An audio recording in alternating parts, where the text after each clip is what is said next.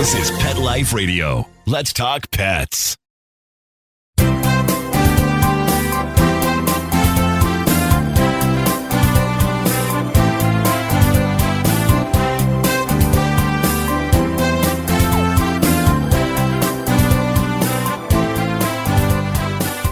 And welcome here live with Dr. Jeff Werber, your host for the next 30 minutes here on Pet Life Radio's Ask the Vets with Dr. Jeff. We're here for you. We're here for your pets. Anything you want to talk about. And how to get a hold of me. If you have a question, a burning question, you need an answer now. It's so easy. 877-385-8882. Once again, toll free. 877-385-8882. Better yet, you can join us here live on PetLifeRadio.com. You click on shows. You go to Ask the Vets with Dr. Jeff, and there will be a Zoom link left for you. You're going to connect just the way I did. You click on the Zoom, and we'll be good to go. Also, my simulcast here with my Instagram Live, if you need to get a hold of me, and I don't get to you during the show or can't if it's too complicated, always send me a direct message, personal, on my Instagram. That's Werbs_DBM. You can search for Dr. Jeff Werber, and I will get back to you. By the way, just so you know, I am a much better talker than I am a texter. So for me to text you a 5-minute conversation, right, is going to take me 30 minutes. To just talk, it'll be 5 minutes. So I'm very old fashioned. Talking is my game. Typing is not. So anyway, Hudson's coming in Thursday for neuter. Get my laser tuned up. I use my, it's funny. When I started using laser, and it's 15 years ago, and they were like new. So I was talked into it, and this company approaches me. They had no hospitals in the Los Angeles area. So look, if I get a good deal, I'm going for it. So they gave me a great deal in the event that I will talk to other veterinarians and I will promote them and I will video some of my surgeries, which I do. It's fantastic. So anyway, what I started doing was, because it was new and nobody wanted, you had no laser. So I said, okay, I'm going to add a laser surgery fee, an option, $75 if you want me to use laser. They heal faster. There's no bleeding. There's less inflammation because there's no bleeding. I figured people would want it. So I started doing it. And those that did want it, and many did, but some didn't. So as I'm sitting there and I'm starting to use the laser, and I'm saying, wait a second, this is so much better. To heck with the $75. I'm going to use it anyway. And now I only use it I use it for almost every single surgery I do. So what's really funny is that now when I'll pick up a scalpel and I'll say, what's this for again? I remember using one of these. Oh yeah, for skin scrapings.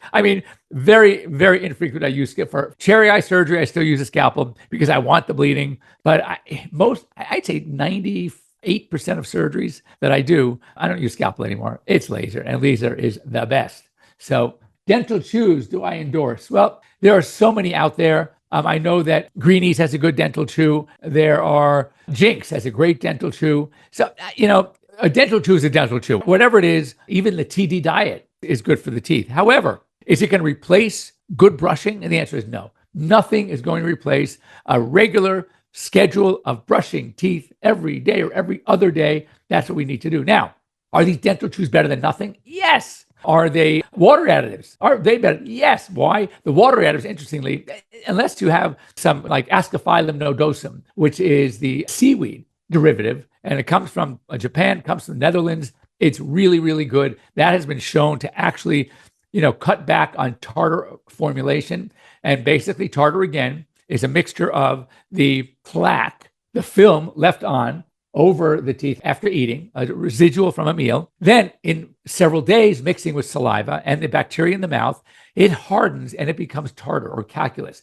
Once it becomes that, you cannot brush it off. So don't kid yourself, which is why if you're going to do some home care, you want to do it that is every other day, but you wait 4 or 5 days, it's going to be too late. So as I said, what was that last ingredient? It's the saliva and the bacteria. So a lot of the water additives have an antibacterial property, so it at least cuts down on the oral flora, which then would make it more difficult to work on that plaque with the saliva if you cut down on the bacteria. And again, so these things all help. But again, understand there is nothing, and I mean nothing, that is going to replace a good schedule of routine brushing, and that's really what you need to do. So my recommendation, but there are some good shoes out there.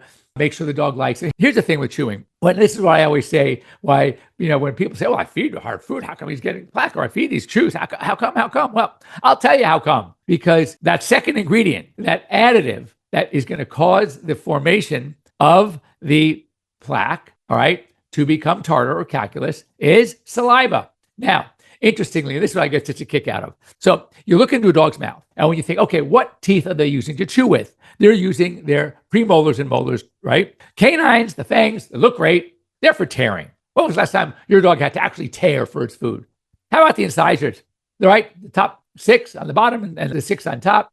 Those are cutting incised to cut. When was the last time your dog had to cut with its teeth to get some food? We give them prepared food. It's all done for them. All they have to do is chew it. And they're using those back teeth to chew. Well, why then, if their only teeth they're really using are the chew teeth, all right, why is it that most of the plaque and tartar accumulates on those teeth? If they're chewing, it should be abrading up all that plaque away. Those should be the best teeth. The ones that are sitting there doing nothing anymore, they should be getting the residual, right, from the chewing and the food in the mouth, and they're still getting the plaque.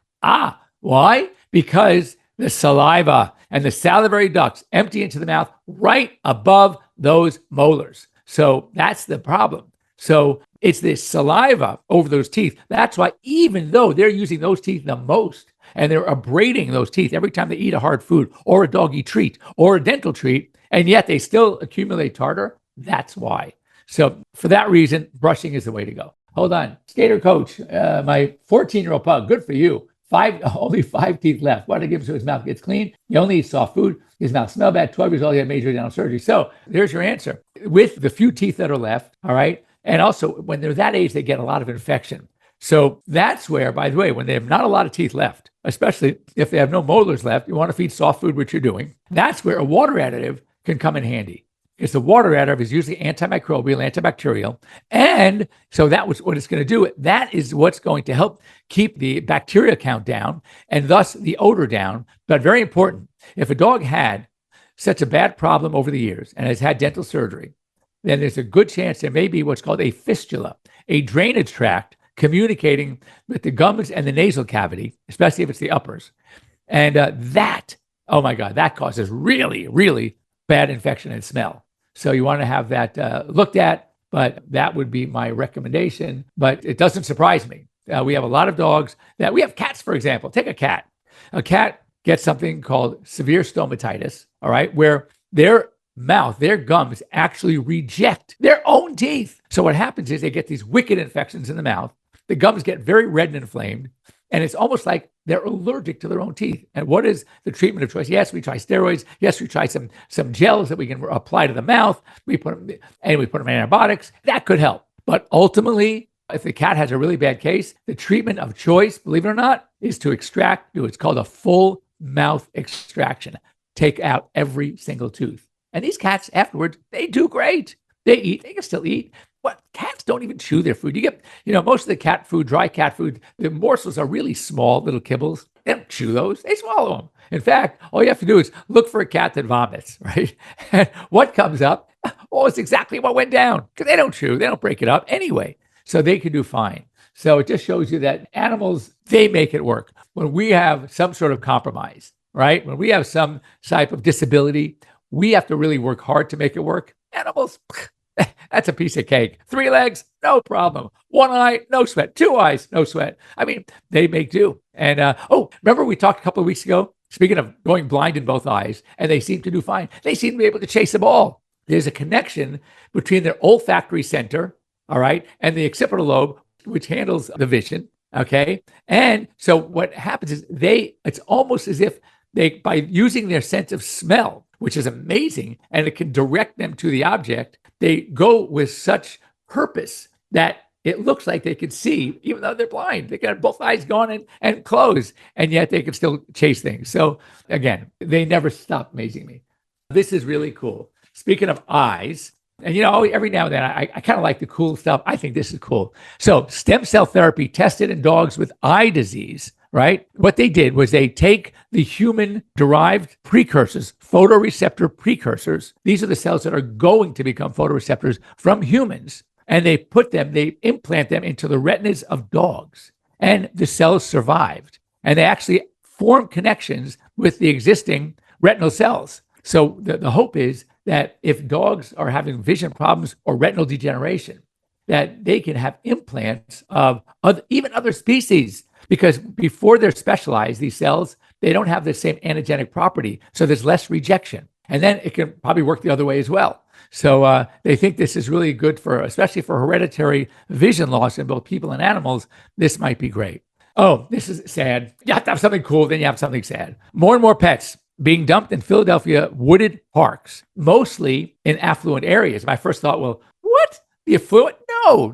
What it is the people, for whatever reason, because of COVID, because of losing their homes, because of an inability to actually pay for care, they are taking their pets and they're dropping them off in wooded areas, in affluent areas, because they know that if a person with finances, right, with the ability to cover costs, will want to take this poor pet in and take it to their vet and fix it up. So they feel that the chances of something good happening for their pet will be greater if they drop them off in affluent areas. So, hey, it's sad. It's reality. We're seeing it, in many parts of the country, especially with the housing crisis as it is. So, but at least they're having a little bit of sense to try their best to make sure these pets are well taken care of. It's what it's like. It's like someone who is giving up a pet, and the morning crew out of hospital comes in, or 6 a.m, 6:30, whatever it is, and what's at the back door of the hospital? A box with a litter of puppies or kittens.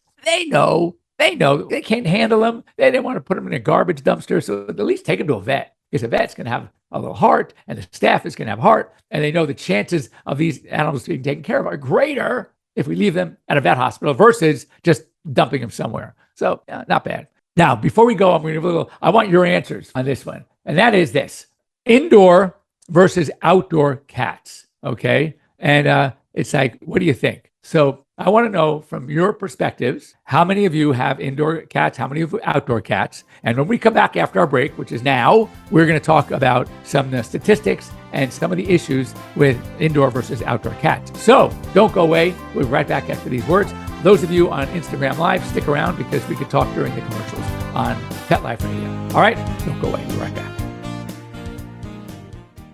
Take a bite out of your competition. Advertise your business with an ad in Pet Life Radio podcasts and radio shows.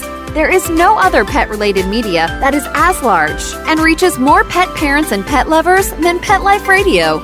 With over 7 million monthly listeners, Pet Life Radio podcasts are available on all major podcast platforms, and our live radio stream goes out to over 250 million subscribers on iHeartRadio, Odyssey, TuneIn, Stitcher, and other streaming apps. For more information on how you can advertise on the #1 pet podcast and radio network, visit PetLifeRadio.com/advertise today. Let's talk pets. Let's talk pets On Pet Life Radio. Pet Life Radio. PetLifeRadio.com.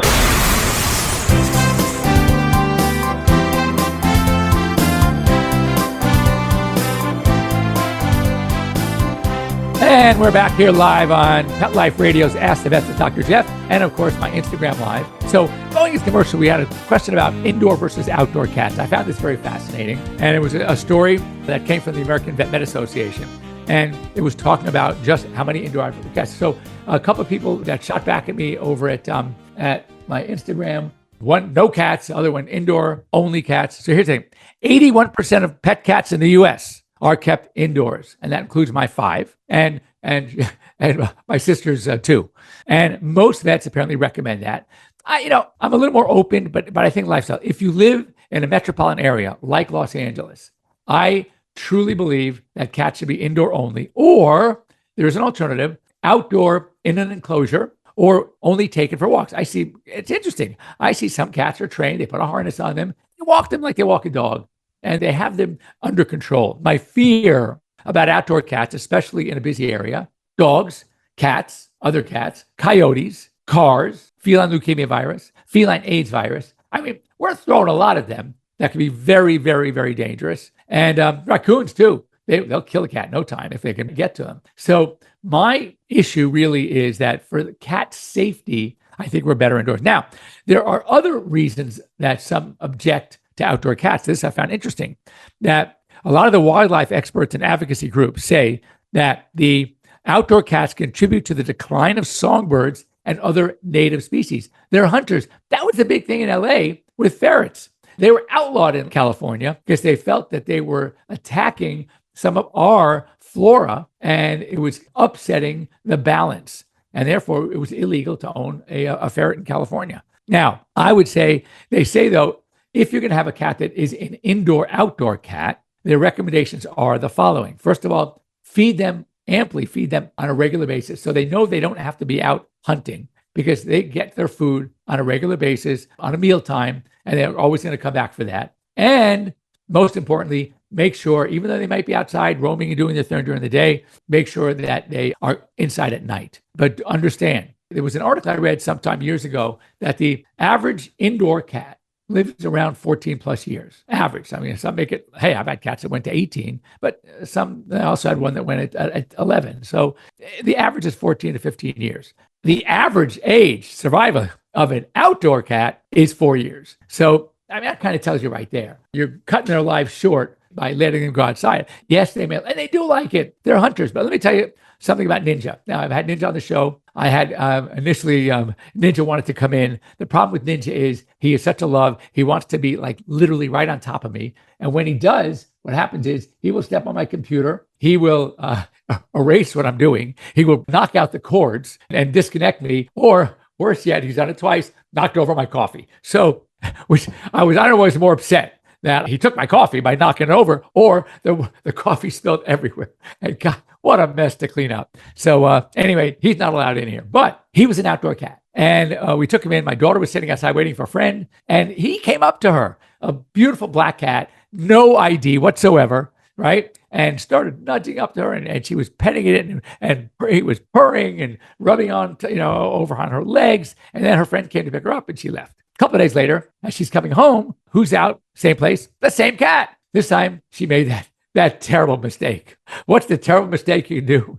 She went in the house and got it some food. Well, so now he started hanging around, and he was so friendly. We put notices up. I took him to the office to scan him. No microchip. No one claimed his cat. You know what? He is such a great cat. We got him. So at first, now he's indoor only. And every time there was an open door, an open window, he would figure out a way to get out. Now, this is 10, 12 years ago. Now, I mean, he can have the front door wide open. I mean, wide open. He'll walk up to the threshold. He'll take a peek one direction, out direction. Nah, it's too harsh out there. Back inside. He's an indoor cat now. So it can be done. A lot of people say, no, I've tried. Of course they want to get out. But if you take good care of them, you feed them, they will adapt pretty well to being back indoors. So just keep that in mind. If you want your cat outdoors, keep them under control, feed them regularly, and make sure they come in at night. So we talked about the eyes and the nose being connected, et cetera, et cetera. This is interesting. Again, all these things about dogs, very few things surprise me anymore because they are amazing. So here, check this one out.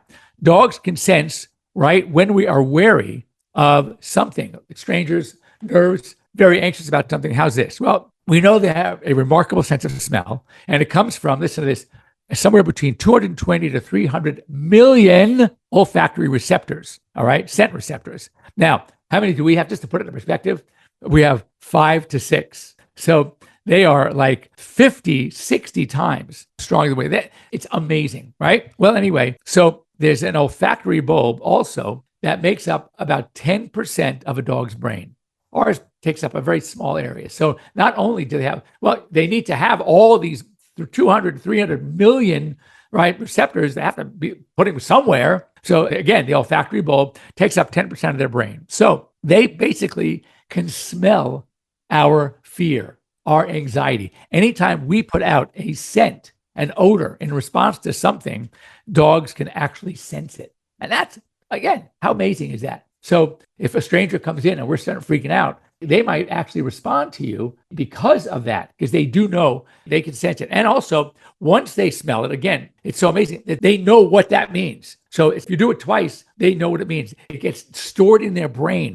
I've smelt that before. And when I smelt it last time, it was whatever it was. So Very interesting. A couple of warnings before we end our show. We have a couple of minutes. We've talked about this, but lately it's gotten better. It really has been. But there are some issues now with raw diets. We talked about that in the past. And so this one is that Listeria and Salmonella, two of the big four, Campylobacter E. coli, the other two, found in raw dog and cat food. Check this out. Darwin's Natural cat food. If you are feeding your cat, Darwin's Natural, they found salmonella. There's a bunch of recalls. You can go online and check it out. And another one is Primo Pet Products. They have frozen raw beef patties. And they also, be careful, they found salmonella. So again, usually with raw diets that concern me. Now, assuming these are raw without any process, either HPP, high pressure pasteurization, or freeze dried, which can kill off most of these bad bacteria, Listeria, Campylobacter, E. coli, Salmonella, those are the big four. Let me say hi to my friend Sue Ettinger. Hey, how you doing? Nice to have you join me. Anyway, so if you're feeding those foods, you definitely want to check the labels out and go online and just make sure they're not one of the ones that were recalled. And this was also really cool. I'm going to end on this because it's a great one. And more and more companies now are offering pet bereavement leave. So, it's sort of like, when a dad, right, a new dad, right, you get the paternity layoff. So it's not just maternity leave, it's paternity leave. Now bereavement leave. Because what's happening is, first of all, companies are understanding the importance, right, of how our pets, what they do for our lives and what they do for our productivity. And they want to retain these good employees. And if they don't let them take a couple of days off or whatever it is, when they lose a pet, knowing how special that pet was in their lives, they're not going to be that functional anyway. That's all they're thinking about was their poor lost pet. So you know what? Take a week off, take a few, whatever it is. And again, it does tell us that those of us that are pet lovers are not the only ones that understand how important pets are for us in our lives. And that our employers now are also realizing that. And I think that's a huge step. And there could be some ramifications on the other end. And if that's the case, this is the fear when we start talking about pets as our children. All right. And many out there, and I'm talking animal people, say, not so fast. It's true, but don't advertise it. Why? Because if there's a problem for us, for veterinarians, all right, right now, and this sounds so cold, and I get it, but I'm just sharing it, that an animal is considered legally property in most states. And so therefore you can't sue a veterinarian for a problem, all right, for other than the cost of whatever the service was done that didn't work out or that maybe hurt the pet, or if the pet died, you replace the pet, etc. And that's why our insurance, for example, for like $300 a year, we get $1 million worth of liability insurance because pets aren't that valuable. Like in California, you'd have to prove gross malicious negligence, not just negligence, not just an accident that happened because someone did something stupidly, but gross negligence. A sign that was there, they should have seen it, they didn't, pour it out. Then you might be able to sue for more than just the value of the pet. But if we start considering pets like children and we have bereavement time off, then how about the emotional problem? Because we are appreciating the emotional attachment we have to our pets. Then the veterinarians start having problems with lawsuits when something happens, and now people are trying to sue for, $10 million. So it's a double-edged sword. And, it's funny because personally, knock on wood, I have not had any kind of one of those really, really bad things. I hate to use the word, but does crap happen? Yes, it does. Are mistakes inevitable with all the employees that we have in an office?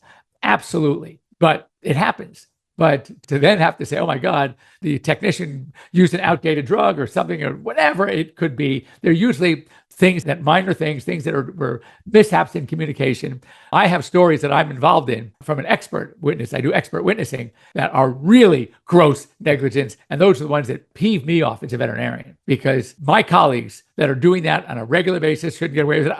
Years ago, I did this thing. It was a sting from the NBC, Joel Grover, the investigative reporter. And the stuff would blow your mind as consumers, as pet lovers, pet parents, and even if you're a veterinarian out there, it would blow your mind if this stuff happened with a few of the same vets, same kinds of stories. And I didn't know who it was. So I just was basically just talking about, they never told me names. They never said anything. They just, this is what happened. And I commented on it, right? And anyway, bottom line is that was the bad guy. My colleagues were mad at me. And I said, wait a second. Are you okay with this kind of veterinarian? What kind of message is that telling people about what we do? I mean, come on. You should be hating this guy as much as I did because I can't believe it. And he was getting away with it. Anyway, the good news was this guy, he ended up losing his license. It became a big to-do, and he was exposed. And you know what? If I helped someone expose a veterinarian that I was disgusted with, then I feel pretty good. So hate me if you want, but I think it was good for all of you pet owners. Having this guy not practice anymore is the best thing that could ever happen. Anyway, that's all we have time for today. Great joining with me. Thank you, all of you who have joined me. Nice to see you, and hopefully we'll be here. Well, we will be here, planning on it anyway, next week, same bad time. That is 9 a.m. in the West, noon in the East, anything in between, both on Pet Life Radio. And thanks to Mark, our producer, and also on Instagram Live. So we'll see you next week. Have a great week, everybody. Now, if you have any questions, you can always reach me. Send me an email to Dr. Jeff at PetLifeRadio.com or reach me on Instagram. All right. See you. Let's Talk Pets every week on demand, only on PetLifeRadio.com.